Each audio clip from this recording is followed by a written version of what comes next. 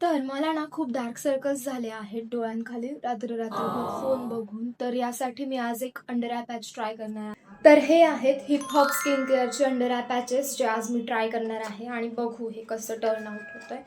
तर हे असे दोन नाही ॲक्च्युली याच्यात 5 असतात. बाकीचे माझे यूज करून झाले ऑलरेडी. सो हे असे यामध्ये अंडर आय पॅचेस मिळतात. आणि एक हे ॲलोवेरा नरिशिंग जेल असतं जे की आपल्याला रोज रात्री डोळ्यांखाली लावून झोपायचं असतं. तर आपण एक ट्राय करून बघू आता अंडर आय पॅच की कसं टर्न आउट होतंय ते. तर लेट्स ओपन इट. तर बेसिकली आपल्याला हे अंडर आय पॅचेस 15 मिनिटांसाठी अप्लाय करून ठेवायचे आणि त्यांना रिमूव्ह करायचं आहे.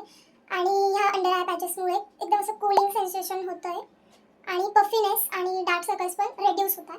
तर बघू 15 मिनिट त्याचा काय रिझल्ट मिळतो आहे. सो 15 मिनिट्स झालेले आहेत आणि लेट्स रिमूव्ह इट.